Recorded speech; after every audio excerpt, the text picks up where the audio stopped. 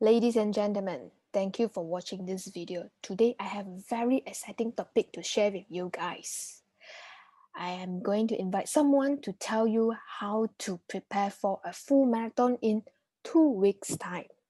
Listen, how to prepare for a full marathon in 2 weeks' time. I have Coach Albert Tan today with me.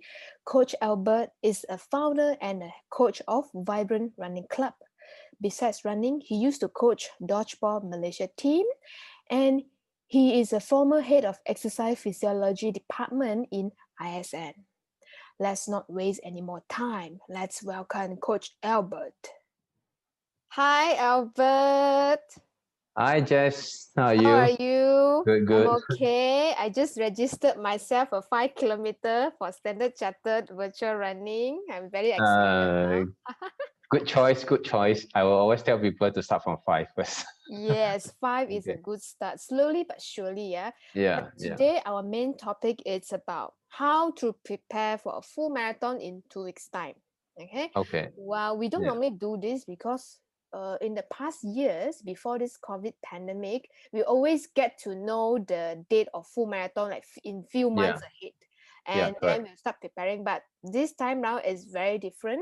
We only have like let's 2 weeks time to prepare for a full marathon. Yeah, Yeah. yeah. So I think we really need to like tell the runners like how do we prepare, maybe not PB, but at least how to run safer without getting injured, you know? Yeah, I think the virtual run allowed people to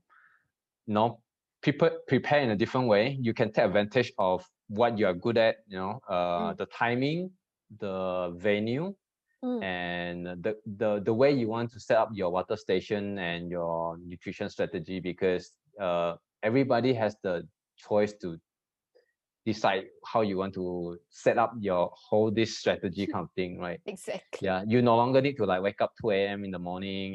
You can choose to run at night if you want, or you want to Yes. run.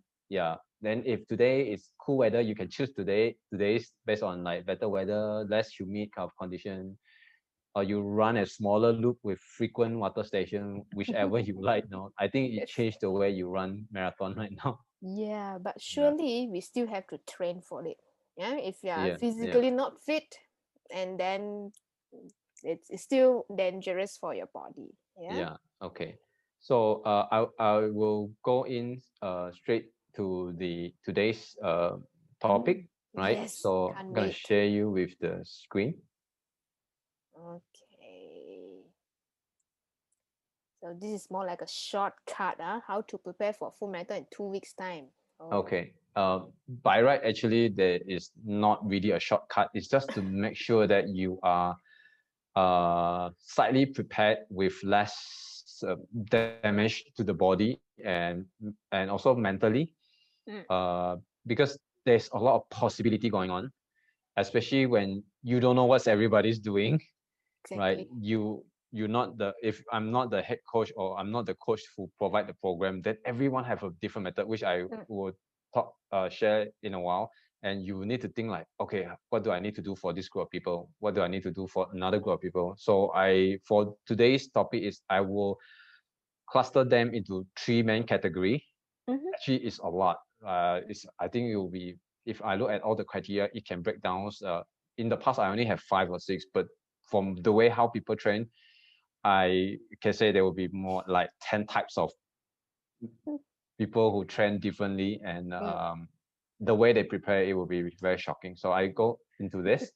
So we're gonna talk about peaking for marathon, right? mm, The title itself, it means like when you talk about peaking for marathon, that means for people who are consistently already prepared and trained well along the way. They just need to know when to up the tempo, up the mileage, up the intensity right before the race. So some people ask me like, do I need to know when to peak? mm, I always want to know like how you train, right? mm, You'll be surprised. Not everybody need to peak. They just keep on increasing their mileage, right, mm, as towards the race. There's no major impact on them actually, mm. especially those with minimum mileage per week, which I'm going to talk later on. Okay. So let me click on this. So this is a bit of my profile. So you can Yeah. go through this. Yeah, if anything you can ask, right? I'll skip this. So the virtual run is between 5th to 13 December. So that's about 14 days to 21 days. We have prior to that Standard Chartered KL Marathon virtual run. So you can play around with that.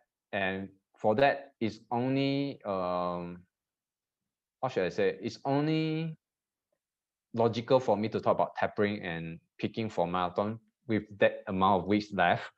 I would not ask you to go to overload yourself during this period. So tapering meanings that it's time where you're gonna reduce the stress on your body by playing around with volume and intensity. Normally, we will decrease it down based on your previous week, which is supposed to be, I think like this week's supposed to be the final week for you to have the highest amount of mileage that you can cover. Before that, after that, next week we have to cut it down. And tapering is a very subjective thing because everyone need to play around, like depends on the volume. And then some people need only 1 week. If you have less mileage, 1 week will be enough for you to taper. If you are crazy with your training and you're hardcore serious athletes who hit like more than 110 kilometer at least per week, you may need 2 weeks to taper. Everybody will be different. So because it's a marathon race, so it needs tapering. You don't really need tapering so much for races like 5K. They do taper, but very simple kind of way compared to marathon. The longer the race, you may need more tapering, or especially your podium or elite athletes, your tapering is way more detailed than normal people. Okay. So the area we're going to discuss based on this, right? So peaking is like you need to hit the moment you hit for that final week of race, right? You are in fresh condition, your body are prepared, your cell, everything are like regenerate, are new, so that you can race with the most comfortable condition or most well prepared condition for the race, right? So because as we train, the reason why we need to stop tapering and peaking is because as we train harder, right, our performance actually drop. It's common. It's called a compensation model. That means the harder you train, your performance will drop.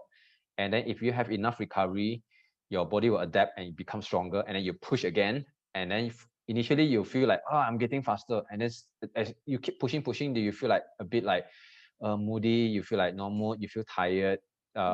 It's a normal scenario, but if you keep pushing without rest, right, then you will going down in terms of performance.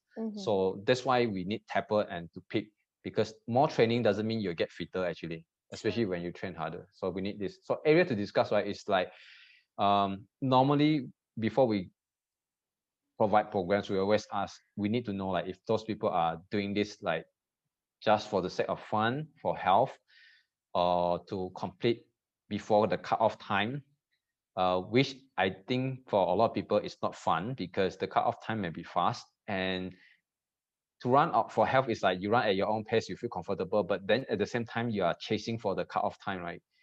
So I think now a lot of places where the full marathon, they have like making the cutoff time even way faster now because they want people to like to be like consistent, like to be like more serious about their training. And I would say majority of the people are aiming for PB. After they manage to complete the first time, the second time and onwards will always go for PB. Sure. Yeah, as the PB get them close to top 10, top 20 position, right? People start to like dreaming about if there's a chance for them to go podium. So it's a cycle actually, right? Yeah. So everybody will tell me like, I just want to finish. I will tell you 2-3 years down the line, everybody will talking about podium already. Yeah. Serious. Yeah. Yeah. Okay. So based on this category group of people, I will cluster everyone into three main categories. So the first group will be those who cover less than 70 km per week this week, right? Sounds By good. this week, yeah. Or I would say like last week should be around like 70 or less. Then some of them will, the second cluster, I will group between 70 to 110, based on the amount of hours and session they train. And the third group would be more hardcore a bit, which is more than 110 kilometer per week, which is the minimum, I would say, the mileage, especially for hardcore athletes or elite, they will train. Actually, they train more than this, but I'm talking about regular people who really serious about marathon, and 110 is the minimum they need to achieve in terms of mileage. So I would say in the whole the whole group population, majority are between cluster 1 and cluster 2. There are a few who are in cluster 3. Cluster 3 mainly are divided two type of group. It's like those people who are really hardcore on mileage. They go very slow, but they run a lot of mileage. And the other one will be a proper train where they have mixture of like high intensity threshold and also longer mileage. So you have two groups. Both can be very fast, but their approach of training will be different. So I'm gonna cluster them into 3. So then the advice will be more applicable to them. So what we're gonna talk about this 3 cluster, right, is what will happen for this week, 1 week before the race start, 2 weeks before the race start, and also on the week before the race start, right? I think the race start on the 5th, yeah. So we have the final week of November this week, and also next week is the first week of December. Yeah, so this is roughly what we're going to go through, because these are the variables that we normally manipulate and change to find out like whether the persons are ready or to get them. So the first thing is training frequency, like how many sessions you train a week. Then how would that affect your weekly mileage, and the number of long runs and pace, because long runs have a few definitions. Like you have the easy long run, you have the fast long run. So long run by itself is just like long distance kind of mileage. You can do easy run and you can also do fast. So the number of long runs can determine like what would your predicted full marathon time is. A lot of people are interested in this. Like they love to predict, right? Like based on 5K time, 10K time, they want to know like, do you think I'm ready? So that's why the formula for this is very, very popular. People love to predict. I still prefer to fulfill the criteria for training. So then the number of tempo run. Tempo run normally threshold running. That means like your race pace, close to race pace kind of training, like how frequent should you do that? Interval runs got short and long, which is higher speed, faster pace, like way faster than your race pace. Then we have strength training, because some people will question like, should we do strength training? And because of the different population, right, like people who are older, above 40, 50, compared to those who are like between 30 to 40, and also those below under 30, the approach of training is slightly different. So, and strength training play an important role depending on which group we are talking about. So the other one will be nutrition and training. Like nutrition and training meanings like how should you eat during training now compared to the previous week, which I'm gonna talk later on. Like what's the difference? Because now we need to talk about, we are training for competition. We are not training for adaptation, because there are 2 types of training. So training for adaptation is where we want to build more enzyme. Like because marathon is 95% are aerobic. So we want to have more aerobic cell. And the food we eat, right? We actually burn what we eat. And like people always say, you are what you eat. So it's true. So if you want your body to be efficient, you need to see how you want to build that adaptation. But then when you get close to competition, we need to be specific. So we call this training for competition, whereby everything must match the way you want to compete, right? So it's slightly different from when you are training for adaptation. Then we talk about carbo loading, whether it's necessary for you, when you should do it, and when you should start your carbo loading, and how you should do it, because there's a lot of strategy. And I've been studying all this carbo loading for some of the elite athlete in the past. So they will always ask me like, so which one do you think is the best? So we will test it out to see like how they respond. So that's why sometimes they need longer tappers, so for us to test them. So once you know which strategy works for you, then you can use that strategy for the coming kind of marathon. So this will be for both the week 1, which is this week, and week 2 will be next week, when the started of race week.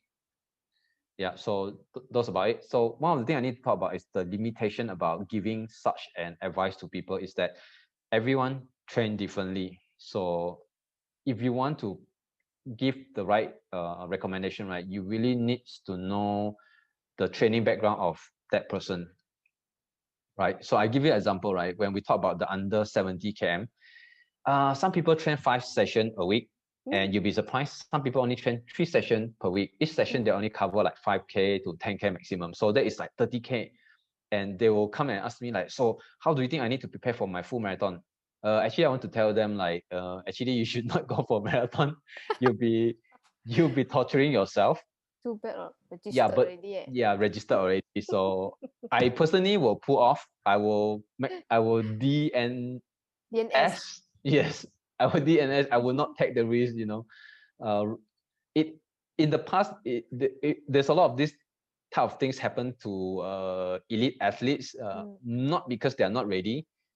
It's because they're doing head count. Like I know top 10 got prize money, right?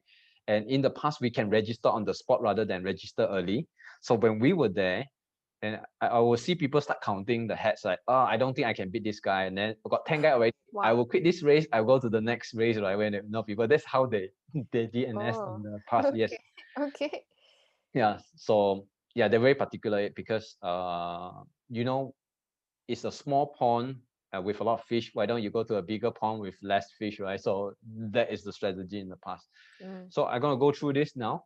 So picking for marathon, I divided into the 3 cluster, and for this week, the light blue, for easy understanding, is for people who cover less than 70K. The green color will be people between 70 to 100K, 10K, and those hardcore, which is training above 110K, will be on the yellow or orange side.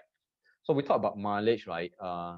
Because below 70K is considered not sufficient. You can still increase your mileage for this week. It plays not much difference for this week, so you can increase your mileage by 5 to 10%. So if you are on the higher end, like 70K, you can increase another maximum 7K to 8K for this week, like doing easy run. So for intensity, right, like LSD, tempo, and interval, right, you can maintain the pace. Like LSD, you have a pace. Just maintain the pace. If you're doing threshold training, you just maintain the pace. If you're doing interval training, if you know your speed, you can maintain the pace. The only thing you need to change now, if I think will be increasing in terms of LSD and tempo, not so much into high speed training for this week if you are just started. Because I know a lot of people who train under 70K, right? You can have 3 to 5 sessions. It's mainly like threshold and LSD. They seldom do speed training because they're scared that they think it's too fast for them, so they prefer to avoid it. I noticed a lot of people don't really do like short hills burst or short sprint, like 60 or 100-meter kind of things, because they think it's too fast for them. They're scared they get injured. So a lot of them, they don't do it. So I don't feel awkward, but there are people who train 5 sessions a week, right? They spend 3 sessions out of the 5 sessions. That means 60% of the session they are doing like long interval, like really like VO2 max kind of speed. Like they do like 1K interval or 600, 400 interval. They spend a lot on HIIT because they believe that they need the speed and they need the muscle to able to move fast. So that's their approach. So for people who do a lot of high speed, I would suggest they should slightly cut down on the volume and increase on the slow running distance, because they need to prepare to recover the body. Yeah, so that you will see that there's 2 group of people. One is more speed oriented, the other one is more like slow and mileage oriented. So then you have the number of session per week. Then once you know, then you can advise them what to do. So strength training, right, I think is very important, especially for people who do less than 70K, because speed training is not part of the regime. So training too much of long distance, right, can actually eats up a bit of your muscle protein. So you need to consume some protein during your longer run. before the longer run, and you need to do some training, not necessarily weight training. You can do strength training. Like I give you an example, like maybe after like you did a 45 or 60-minute easy run, you can do something like squat or push up and do plank, kind of core strength training to build it up, rather than just finish an easy run and then just end of session kind of thing. So this is what I mean by strength training. But if you are used to weight training, you can do some weight training, light weight training after like every easy session, or you can do a separate session if you're only doing 3 to 5 sessions a week. I suggest you do light strength training after your easy run. But if you have 6, 7 sessions a week, right, you can allocate like at least 1 to 2 sessions of the 7 session into like strength training, because first you can reduce the impact on your bones and it still can build your muscle.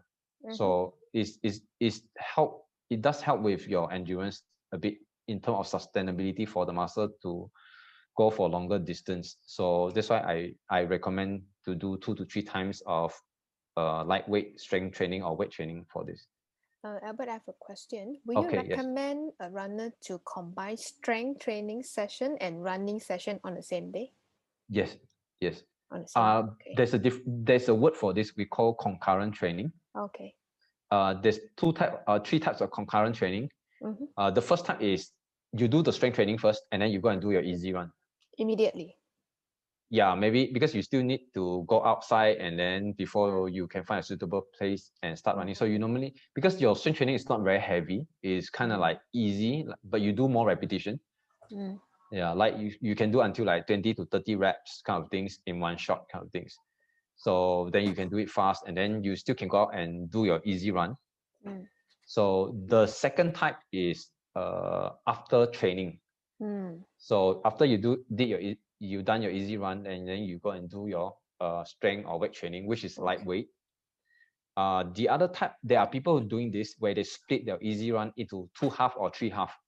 So what you will see is after they do, like, I give you an example, if you're doing like a 60-minute easy run, they'll split sometime between 30-30 or 20-20-20.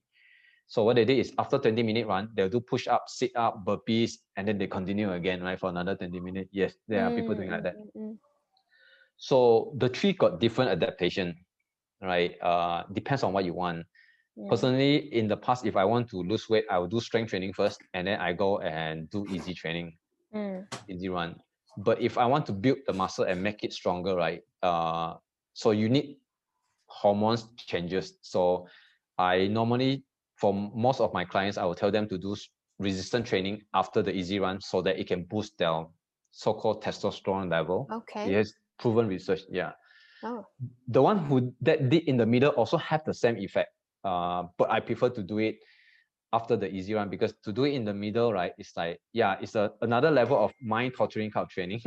But it's good. It's good, you know, because to some people, right, 60 minutes sometimes it's like, especially those who always constantly do slow and easy run, 60 minutes may not sound a lot for them, but if they want to feel the same amount of fatigue, right, or the satisfaction of like running 2.5 hours, they cut it short to 60 minutes. So what they did is they do the resistance training in the midst of the sets or interval. So you do 20-minute easy run, then you push yourself strength training, and then you run. So you feel a bit more tired now. And then another 20 minutes, you push again. So by the end of the 60 minutes, you feel like you already done a 2-hour easy run, you know? So that's how they manipulate the session. In another way is to build the mental strength. That's how they do it. Yeah. So yeah, I don't recommend this to people who do under 70 km, because they may feel afraid, like they're not ready for the race, you know. So try to not torture them so frequently. Okay. Yeah. So acclimatization meanings like you need to train according to the hour or condition that you want to race during the virtual run. Okay. So like if I want to do it early in the morning, then I need to get ready now to train in the morning, and I need to get ready like I need to go to the nutrition. So just like I mentioned about training for adaptation, right? So for normally easy run, we don't eat in the morning. A lot of the elite athletes, they actually don't eat in the morning when they do the easy run. So, but when you are reaching, like now, current condition before the race, it's good now you eat what you need to eat exactly like what you want to do before the race. Like what kind of breakfast do you want? So it's good to test Test it now. out. Yeah. So if you're doing in the morning, you'll be a bit challenging because if you're not used to eating in the morning and run, right, then now you need to eat breakfast and run. Then you need to slowly adjust like what kind of breakfast is suitable for you. Because it's very hard for me to go into in depth because Sure. there are people who are vegan, there are people who are vegetarian, there are people who are high protein, there are people high carbs diet. So there's so much advice depends on what they're eating. Sure. So the evening session one, I don't think is a huge problem because they can eat their lunch and they have 4 hours to digest, and then they can start running like 6 p.m. So hopefully, if they want to finish between 10 or 11 p.m., they feel comfortable about it. Right? So I don't think evening session has a problem because a lot of people already used to run after lunch, 4 hours after lunch or 5 hours after lunch. So I don't think there's the issue, but you need to eat and train according to that hour that you want. So in the real race, we always think about like if we compete at night, like in Malaysia, like those people who always regularly train in the morning, now you know the race is at night. We have a few races in Malaysia that constantly organize at night, even though they think are cooler, but the humidity is way higher, right? So now you need to get used. Like, so how do I need to train at night, and what will affect me during night time if I want to run at this pace and by consuming this type of food? So this is what we call as acclimatization. Like you want to race in Tokyo Marathon, it's very cold. So now Malaysia, you don't have a cold chamber. We have cold chamber, yeah, and cold weather. We have cold chamber, but it's not easily accessible to public. So you might need to think like fly to the exact location like 1 week or 2 weeks before the race. The other one is you reach there immediately the next day you go and compete.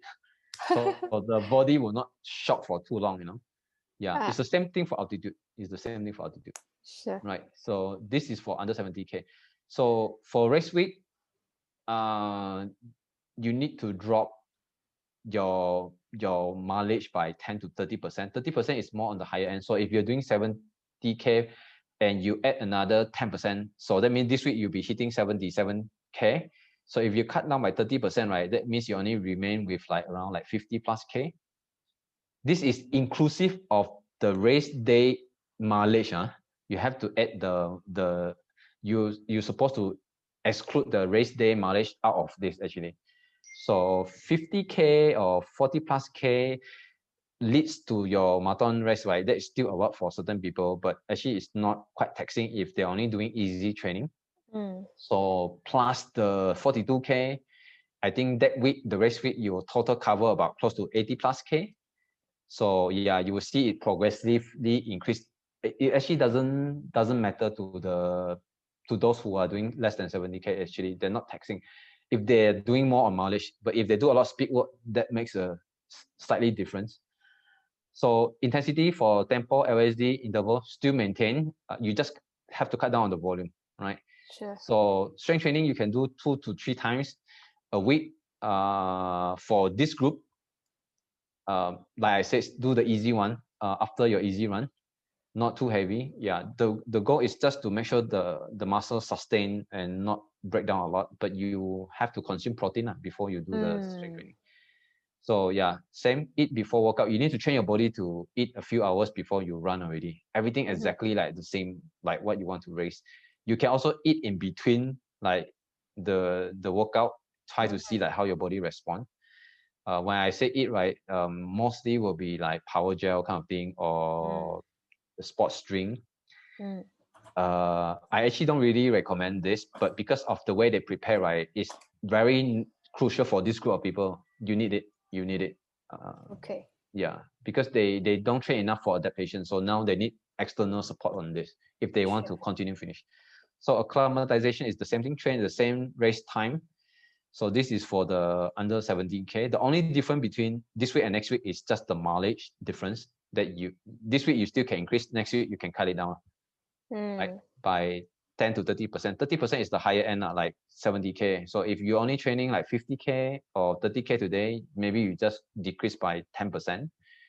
So you won't feel like a lot. Actually, it doesn't affect you. So for the majority of people will be covering between 70K to 110 kilometer.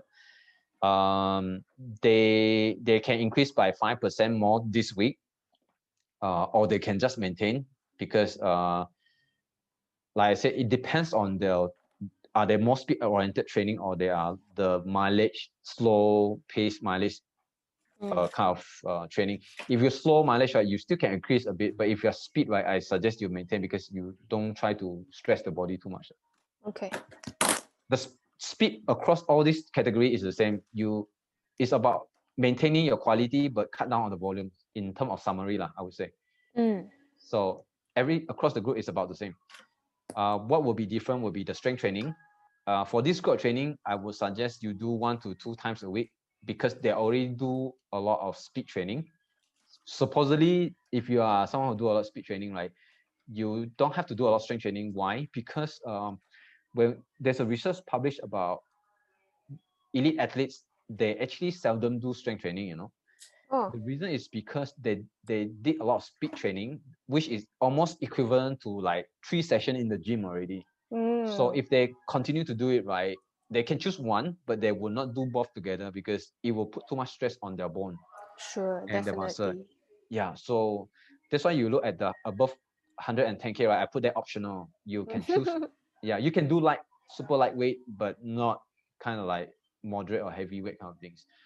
So it's still the same. You need to train to eat before workouts and see how your body responds. Because yeah, you need to train your gut to be ready for food already, because your body react differently when you have food and when you don't have food. So you have to get them ready on this. I So have a question on the yes, strength training, because just now yeah, you mentioned about elite, they may not do so much of strength training in order to not stress their body too much, right? But what yeah. about those people who really run a lot with high mileage, but not very, very elite, So Yeah. will you recommend strength training for them? Yeah, they do 2 types. Okay, I need to explain what happens when you do too much Yeah, long, slow distance running, right? sure. Physiologically, your body you will feel a bit lethargic at the end, because your nerve system trained to move very slow. So we discover that the cure for people who feel like moody, they feel like they're not confident to run, because the hormone is disturbed. When you do too much long, LSD. slow distance, right, you actually will experience the stress as well. And this stress, right, it consumes a lot of your mineral and stress to the bones, and also can affect your hormone balance. You can have hormone imbalance. So one of the way, no, there's a few ways out. So one of the way is, like you mentioned, strength training. Strength training can help them to boost their testosterone level, which can help them to feel more confident, and it regain back the muscle kind of strength. Stimulation. Yeah, stimulation. The other things we find out, like I have not tried on elderly people, like those above 40 kind of things. I'm testing them now. So mostly for the younger group, right, like below 40 years old, right. The other way you can help them to boost their confidence on the movement, right, is to build speed training, the short burst training. Ask them to do like 60-meter, 80-meter, maximum 100-meter. Ask them to like sprint. It can actually train the nerve system actually, so they feel like, yeah, I feel normal. It can help to adjust the hormones. Right. So am I right to say that for people who actually do a lot of LSD, strength training will be beneficial Yeah, for yeah, them? Yeah. So yeah, for this in the chart, when you say optional for people who runs more than 110, is for those people who put in speed interval in their yeah, part of. Understand. yeah. But I have seen people who have more than 180 kilometer per week, Okay. and 90% of most of the mileage is done in super slow speed, and only 10% is like threshold. And I've not really seen they do speed actually. It's like they try to avoid. It's not to say wrong, because you need to understand, in the end you need to know like how will their body react when they really run on the real race, whether you are there just to finish, strong, or you are actually aiming for fastest timing to win Sure. podium. So the approach will be different. Yeah. Definitely. So need to know the time. So everybody will be the same now, is to eat before workout. Now we need to touch on carbo loading. Oh yeah, I need to touch the difference. Here everything is about the same. It's only the mileage now. For the elite, right, they need to drop as much as 30 to 40% on the race week, and they can maintain the speed training. So volume down so that the body can recover. This is very important, is because I will tell you, there will be time when you lower the volume, right? The first 3 days, like Monday, Tuesday, Wednesday, you feel very good. And what will happen, right? Thursday, Friday, you have this urge to like run fast because you want to test it out. You will see people posting in Facebook like they can cover like 18K in 1 hour, 19K in 1 hour. That is like 2-3 days before the real race. That is actually quite damaging to the body actually. Exactly. Physiologically, they don't know what's happening in the body, because one of the things they're going to damage is the red blood cell. We call the process of hemolysis. When you run a lot of high speed, right, you're creating a lot of impact on your foot, and you're constantly hitting and damaging your red blood cell, and your red blood cell need to at least like 3 days to regenerate new red blood cells. So normally we won't do a lot of long threshold running 2-3 days before the race, because the red blood cell is very important to carry oxygen for you. And when I see people posting like that, like people ask me like, so do you think they will run faster during race? I say no, they may be DNF. Really, most of them will DNF between 25K to 35. They cannot continue because they don't know why, but I know why, because the red blood cell is already damaged. It's not able to recover in time. And during race, you run very fast as well. So the beginning, you don't feel it because you keep damaging it. By the halfway, you already experience like your legs very heavy. You feel like you cannot run anymore. Will they feel easily cramp because of the red blood cell issue? No. I never asked question them like, do you feel cramp? But I know most of them will just quit and DNF. Yeah, they will just stop. Yeah, it's not only them. I think even I saw some foreign athletes, they come, right, they will run halfway, like after like 15-20K, and then they walk back. They just cannot continue. Right. So I think there's something about the way they prepare during that race week actually, right? Maybe they work because they think they cannot finish on their desired time, then they just give up lah. Sometimes can be this also. The second thing about training too much on threshold, right, is that you constantly will be hyperventilating. And if you're training in the city area, right, and you're constantly doing a lot of threshold training, it can cause lung infection. I experienced that a few times. And because your mouth cannot filter all the air pollution, and you're constantly hyperventilating, right? Yeah, so especially when we are rushing, when we don't train enough mileage and we want to go for higher speed, so we want to push the body. So you feel nice, like you hyperventilate, like you feel nice, right? But I if train you very hard lady. Yeah, when you train a few sessions of this in a single week, right, and for like 2-3 months like that, your lungs will have infection. And we have a term called exercise induced asthma, EIA. It normally happens to endurance athletes.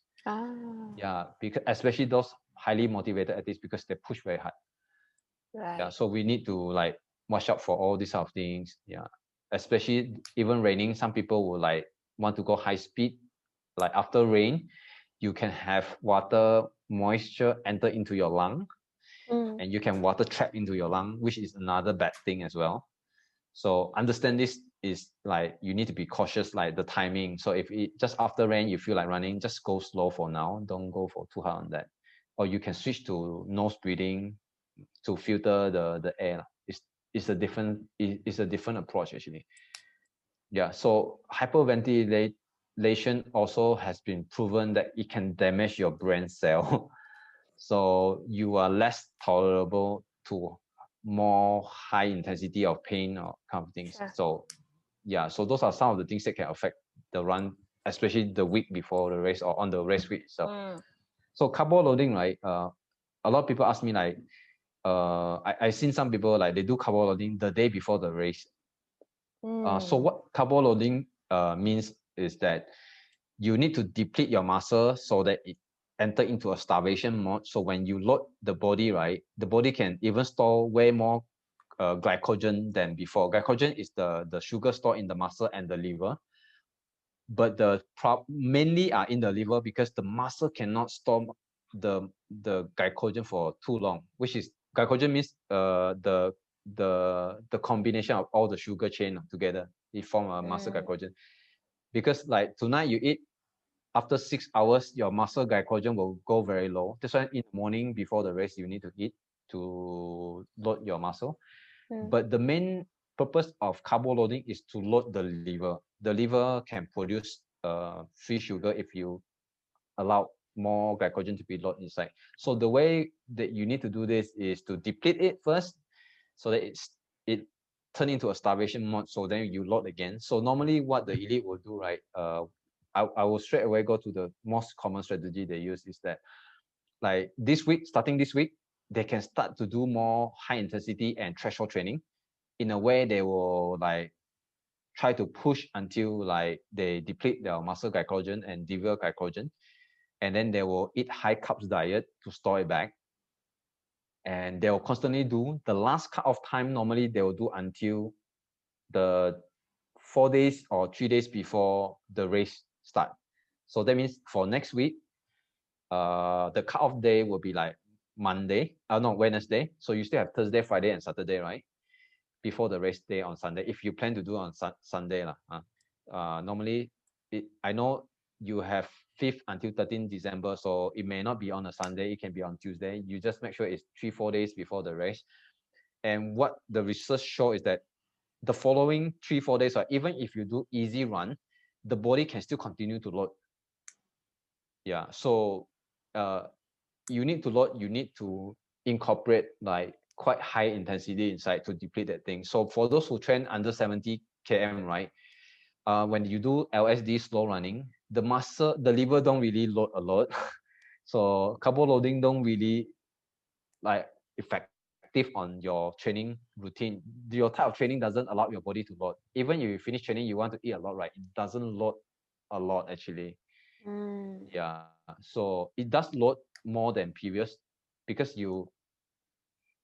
when you train, right, your body will constantly burn fat and quite minimal sugar. Unless you push more like 3 hours to 5 hours, then you will see your liver start to deplete a bit. Then you can consume carbohydrate, but it deplete very slow. So you need to run very long, in order to deplete the carbohydrates. So carbo loading strategy is not very suitable for those who train under 70K. So when people ask me like, do I need to carbo load? I say, no need, you just eat normal.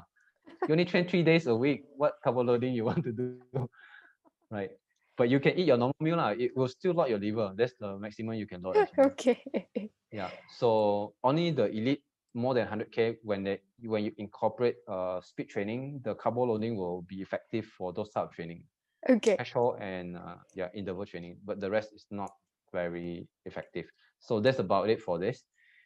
So short notes is that running gear, I just, for these 2 weeks, if you want to run new shoes, you better try it within this week. Then you decide whether you want to do it during the race week or not. If not, I don't suggest you really. I have bad experience wearing new shoes, except one time. I think it's the Hoka shoes. It's like you can straight away wear. I wear it first time and then go and run. But the problem is I have my shin become very tight because of the high cushion. You're So, not used to it. yeah, so my legs needs to stabilize because of the cushioning. So my shin become very tight, especially when I start running very fast. That's the only drawback that I have because my leg not used to it. Yeah, for New Jersey, I think men's I prefer not to, because men's love to wear tight, and it can cause chafing and bleeding on especially the nipple part. Yes. Yeah. Bleeding nipple. Yeah, female, you got sport bra, so you don't have to worry. So nutrition wise, eat usual and familiar food before race. Don't try new food on the week of race week, because the body need to, because your intestine has different gut bacteria. Your gut have different bacteria that you get used to it. So suddenly you try new food, right? You may need to train your gut to get used to this. Like you never eat high carbs before, you're vegan maybe, or no, sorry, you are like, I don't know, keto, you are the people who love keto diet kind of thing, right? Then suddenly you want to eat high carbs on the race day, right? Your stomach may feel discomfort, so you need to get used to it. And another thing about racing, especially this 70K and above, especially people with high mileage, right? In terms of health wise, I think you need to really take care. So you lose a lot of mineral for very long mileage of training, especially long mileage. So you need to take things like vitamin B complex, iron, zinc, magnesium, calcium, sodium, potassium.